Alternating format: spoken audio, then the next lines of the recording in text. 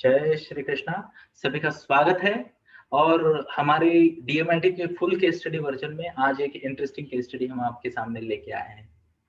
Interesting case study ऐसा मैंने क्यों कहा? क्योंकि मैं आपको सच में बताता हूँ, डीएमआईटी में जब भी कोई केस आती है, हर केस इंटरेस्टिंग होती है। तो अगर आप इस केस में कुछ नया ढूंढो, स्पेशल ढूंढो तो नहीं मिलेगा, नॉर्मल केस स्टडी है। बट डेफिनेटली आज मैं आपको कुछ ऐसे ऑब्जर्वेशन बताऊंगा कि आपको भी और कुछ नया लिंक लगेगा। अरे हाँ, ऐसे भी सोच सकते हैं, इस तरीके से भी देख सकते हैं इसकी तरफ। तो how many of you are all set to have a look at one more case study? Wow, धन्यवाद। जय श्री कृष्णा। आगे बढ़ते हैं, सीखने का प्रयास करते हैं। तो हियर वी गो। शुरुआत से करते हैं। Welcome to Soham life consultancies DMIT case study program. एंड यहाँ पे हम आपको सिखा रहे हैं अलग अलग तरीके से किस तरीके से हम केस को समझ सकते हैं। तो ये हमारी केस स्टडी है। वाव, यहाँ पे क्या दिख रहा है? तो इंट्रा इंटर दोनों ज्यादा है, इंट्रा इंटर दोनों ज्यादा है, और यहाँ पे वर्ल है। तो ये रही केस स्टडी आज की। और यहाँ पे सब कुछ है, एक रिवर्स भी है, लूप भी है, आर्क भी है, मिक्स पैटर्न है। वाह। तो आगे बढ़ते हैं, जरा समझने का प्रयास करते हैं। सबसे पहले समरी क्या दिख रही है मुझे? तो प्राइमरी पर्सनैलिटी, सेकेंडरी पर्सनैलिटी वर्ल है। पेरेंटिंग स्टाइल होगी RRIP, जिसके बारे में आप जानते हो, थोड़ी देर बाद मैं बताऊंगा भी। ये केस स्टडी सीखते वक्त मेरी सबसे रिक्वेस्ट है, पहले लॉन्ग केस स्टडीज देखे, उसके बाद शॉर्ट केस स्टडीज देखे, और उसके बाद आप जिसे कहते हैं डिस्कशंस देखिए। ये पर्टिकुलर ट्रेनिंग में that is very important. Long case studies जब तक आप नहीं देखोगे, शॉर्ट केस स्टडीज आप समराइज नहीं कर पाओगे ना, है ना। चैप्टर पढ़ा नहीं और रिवीजन करने लग गए तो कैसा होगा? तो चैप्टर पढ़ने के लिए पहले लॉन्ग केस स्टडीज की स्टडी करनी है, फिर शॉर्ट केस स्टडीज की। Am I very clear in what I am saying? Thank you. जय श्री कृष्णा।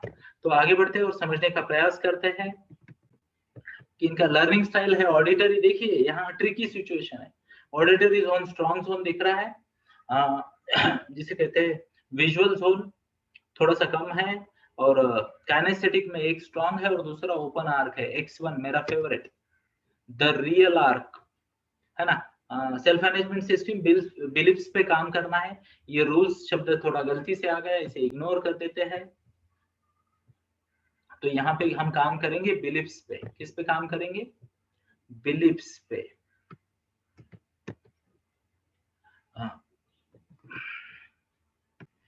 तो यहाँ पे वर्ल है तो बिलीफ सिस्टम पे काम करना पड़ेगा। सेल्फ मैनेजमेंट सिस्टम में वो आ गया। कोर कॉम्पिटेंसीज क्या है तो मैं आपको यहाँ पे क्लियरली बता दूं। इंट्रा और इंटर का मेन खेल है यहाँ पे। इंट्रा और इंटर क्योंकि दोनों बहुत ज्यादा है बाकी से, तो वो ओवरवे करेंगे बाकी सभी को। फिर भी फाइन अच्छा है, म्यूजिक अच्छा है, साथ में ही लैंग्वेज भी काफी अच्छी है और लॉजिक अच्छा है। बट W11 यानी रिवर्स पिकॉक वर्ल है ये। आगे देखते हैं। मेजर लिमिटेशन में आर्क जोन है। अभी आर्क कभी लिमिटेशन में नहीं होते, ये आपको पता है, पर arc without remedies, without mentoring उतना अच्छा फंक्शन नहीं करते, ये भी हमें पता है। तो जहां पे भी आर्क दिखे, मेंटोरिंग रिकमेंड करना, रेमेडीज रिकमेंड करना। यस, क्लियर बात कर रहा हूँ। आगे बढ़ते हैं इस केस स्टडी में और इसको और ज्यादा समझने का प्रयास करते हैं। MI बेस्ड पेरेंटिंग CCML के बेसिस पे होगी। हाँ, मेजर लिमिटेशन में आप 2D देख रहे हो, 3D देख रहे हो, और हाँ 2D 3D और नेचुरलिस्ट उस पे काम करेंगे। VA के देखेंगे और करियर गाइडेंस करेंगे कोर कॉम्पिटेंसीज के हिसाब से। तो यहाँ पे आपको पता है ये एक पद्धति है हमारी कंसल्टेशन करने की। पहले पर्सनैलिटी की बात करेंगे, फिर पर्सनैलिटी बेस्ड पेरेंटिंग, फिर learning style, self management system, फिर करियर गाइडेंस, टॉप 3 4 जोन को कॉम्बिनेशन करके आखिरी के 2 या 3 के लिए रेमेडीज देंगे। MI बेस्ड पेरेंटिंग का गाइडेंस देंगे और करियर गाइडेंस करेंगे IDP सीनियर के लिए। ओके, फॉलोअप कैसा होना चाहिए? तो यहाँ पे आप देखिए, फॉलोअप होना चाहिए पहली बार एक हफ्ते बाद एक फोन कॉल जाना चाहिए। मेरी आप सबसे विनती है, प्लीज प्लीज प्लीज। जब बहुत मेहनत के बाद आपको एक क्लाइंट मिलता है ना, तो हमेशा याद रखे, वह एक क्लाइंट आपको 10 साल में 250 क्लाइंट दे सकता है। 10 इयर्स में 250 क्लाइंट दे सकता है एक क्लाइंट, प्रोवाइडेड आप उसको सर्विस दे। तो फॉलोअप के लिए कैसे? हफ्ते भर बाद फोन करें उनको, फिर से माता पिता को याद दिलाए पर्सनैलिटी बेस्ड पेरेंटिंग के बारे में, बच्चे को याद दिलाए सेल्फ मैनेजमेंट सिस्टम के बारे में फिर से एक बार। दूसरे हफ्ते फिर से फोन करे, माँ बाप को एमआई बेस्ड पेरेंटिंग के टिप्स दे, बच्चे को ऑप्टिमाइज करने के लिए रेमेडीज का रिमाइंडर दे, तीसरी बार बच्चे को वीएके के बारे में बताए कि स्टडी को कैसे आसान बनाया जा सकता है, और माँ बाप से कैजुअल गप्पे मारे। चौथी बार यहाँ तक काम अगर आपने ईमानदारी से अच्छा किया तो चौथी बार आप उनको रेफरेंस भी मांग सकते हो हक से। ये सबसे बड़ा सीक्रेट है दोस्तों बिजनेस का। इवन मैं आपको बताता हूँ, मेरे जितने भी क्लाइंट्स हैं, चाहे वो आईडीपी के हो, चाहे वो आईटीजी के हो, तो कृपया फॉलो प्ले, तगड़ा फॉलो प्ले, ये बहुत जरूरी है ना। तो 4 फॉलो कीजिए, उसके बाद भी टच में रहो, उनको बार बार पूछो। प्लीज नोट करें, बार बार क्लाइंट को पूछना है कि क्या मैं आपकी मदद कर सकता हूँ, क्या मैं आपकी मदद कर सकता हूँ, क्या मैं आपकी मदद कर सकता हूँ। ध्यान से सुनिए दोस्तों, जो पुराने लोग हैं इस टीम में या फिर इस ट्रेनिंग में, उनको पता है कि हमने उनको बहुत ज्यादा तो प्लीज प्लीज प्लीज नोट करें मेरी बात को, फॉलो बहुत जरूरी है, ओवर डिलीवर करना बहुत जरूरी है।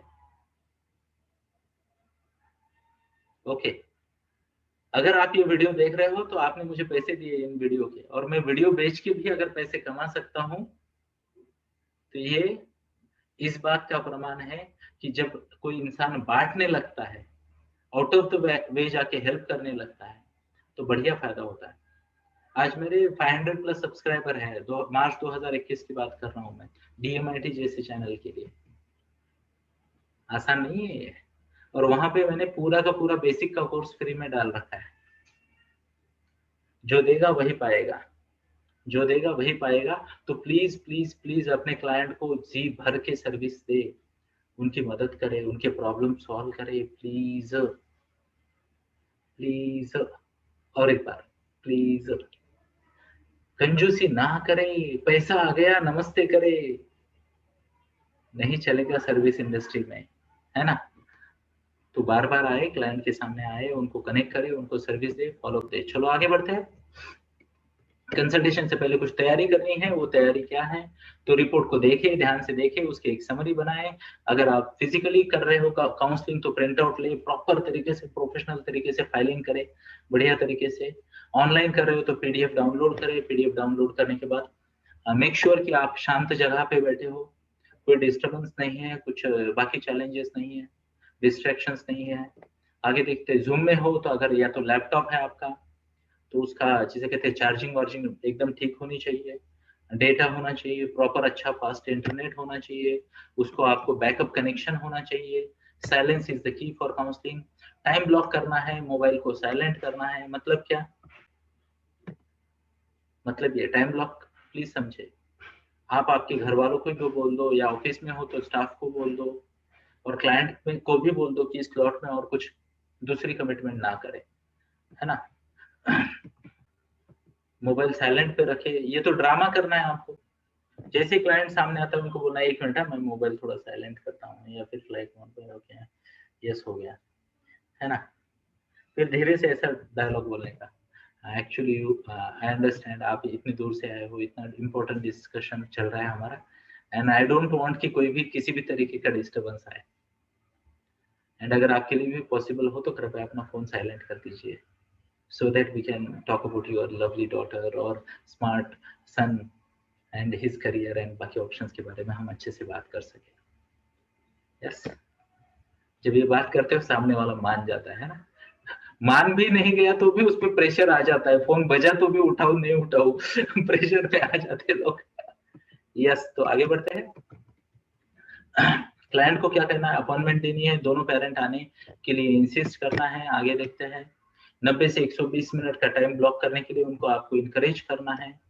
आगे देखते हैं, रिमाइंडर देना है, एक दिन पहले रिमाइंडर दो, उस दिन सुबह रिमाइंडर दो, काउंसलिंग से 1 घंटा पहले रिमाइंडर दो। इसका फायदा ये होगा कि लोग समय पे आएंगे, लोग समय पे आएंगे तो आपके टाइम का भी रिस्पेक्ट होगा और बाकी चीजें बिगड़ेगी नहीं। आया ना, show off hands, thank you, जय श्री कृष्ण। तो आगे बढ़ते हैं, हियर वी गो। तो केस स्टडी की समरी फिर से एक बार आ गई, पर्सनैलिटी है क्या है, डोमिनेंट पर्सनैलिटी है, पर्सनैलिटी मतलब इंट्रा है, इंट्रा मतलब सेकेंडरी पर्सनैलिटी। तो यहाँ पे हम क्लियरली देख पा रहे हैं कि सेकेंडरी पर्सनैलिटी क्या है, डोमिनेंट है। क्या है, डोमिनेंट है। ओके, उसके बाद हमने देखा प्राइमरी पर्सनैलिटी भी डोमिनेंट है। प्राइमरी और सेकेंडरी यानी inter is your primary personality, inter अंगूठा is your primary personality, intra is your secondary personality. दोनों डोमिनेंट है। पेरेंटिंग स्टाइल हमने ऑलरेडी देख ली, लर्निंग स्टाइल देख ली, सेल्फ मैनेजमेंट सिस्टम ठीक, intra inter okay, core competencies, major limitation. ये पूरी समरी आपको ना हर रिपोर्ट से पहले बनानी है ना। अगर आप मेरे जैसे स्टूडेंट रहे होंगे ना, तो हम एग्जाम जाने से पहले ऐसी छोटी छोटी चीट्स बना लेते थे, यू नो चीट्स, और उसको लेके जाते थे ताकि हॉल में एंट्री करते करते वक्त तक हम रिवीजन कर पाए, है ना। वो इंटेंशन था। और मेरा एक दोस्त भी था, दत्ता नाम का। वो बोलता था तेरा रिवीजन होने के बाद मुझे दे, मैं एग्जाम में यूज करूंगा उसे। कैसे, वो मेरे। और एक बार पकड़ा गया, एक बार दत्ता पकड़ा गया और क्लास से बाहर मुझे निकाला गया क्योंकि चिट मेरी थी, हैंडराइटिंग मेरी थी। पर दोस्तों ध्यान रखें, जब हम एग्जाम में ऐसा कुछ रेफर करते हैं तो उसे चीटिंग कहते हैं। रियल लाइफ में इसे कहते हैं डबली श्योर होना। What's the word, Dabali sure होना। तो आपको क्लाइंट जब आ रहा है ना, एक छोटी सी आपकी अगर डायरी में करो तो बहुत अच्छा है, सामने नाम लिखो, ऊपर श्री वगैरह ऐसा कुछ लिखो, है ना। तो सामने नाम लिखो क्लाइंट का, थैंक यू। तो शॉर्ट नोट्स बना के रखने हैं डायरी में, नीचे 2-3 लाइन खाली छोड़नी है। नोट्स का फायदा क्या है, आप सीक्वेंस नहीं भूलोगे, कोई पॉइंट मिस नहीं होगा, क्लाइंट का लॉस नहीं होगा, आपका कॉन्फिडेंस कम नहीं होगा। और खाली जो 2-3 लाइन छोड़ी है उसमें आप एक्स्ट्रा कुछ डिस्कशन हो गया तो नोट्स बना के रखे। कई बार क्या होता है, ध्यान से सुनना, करियर क्षेत्र इतना डायनेमिक है, एक ही प्रोफाइल को अलग अलग सजेशन दे सकते हैं, है ना। अपॉर्चुनिटीज देख के, रिसोर्स की अवेलेबिलिटी देख के, लोकेशन देख के, है ना। तो ऐसा ना हो कि क्लाइंट से आपने कुछ बात की, आपके पास उसका कोई रेफरेंस नहीं और अगली बार आपने कुछ उल्टा बोल दिया, अलग बोल दिया, हो सकता है। तो कृपया नोट करके रखें। डॉक्टर क्या करता है, फाइल में प्रिस्क्रिप्शन लगाता है। नहीं तो आज बोला अस्थमा है तुमको, अगली बार बोला मुझे लग रहा है स्वाइन फ्लू है, उसके बाद बोला कोविड-19 या कोविड-29 हो सकता है। तो लोग बोलेंगे पत्थर लेके आता हूँ तुम्हारे कांच पे मारता हूँ, देखते हैं 19 टुकड़े होते हैं या 29, है ना। तो कृपया रिकॉर्ड मेंटेन कीजिए छोटा सा, और डायरी है तो बहुत बढ़िया, डायरी है तो बहुत बढ़िया। इवन मैं कई बार अभी नहीं करता क्योंकि अभी मैं कंसल्टेशन नहीं करता, अदरवाइज मैं समरी का फोटो निकाल के ना क्लाइंट के नाम के साथ खुद को ईमेल कर देता था। समरी जो है उसका फोटो निकाला डिस्कशन के बाद और खुद को मेल कर दिया। अभी मेल फ्री है, आपको पता है ईमेल फ्री है। और जब आप ईमेल में जाके क्लाइंट का नाम डालते हो, और सेम पद्धति से नाम डालना है, फर्स्ट नेम लास्ट नेम। जैसे आप first name last name email में डालते हो, आपको पिछली बार का डिस्कशन तुरंत मिल जाता है ना। बेस्ट मेथड जीरो इन्वेस्टमेंट में सभी क्लाइंट का आप ट्रैक रिकॉर्ड रख सकते हो।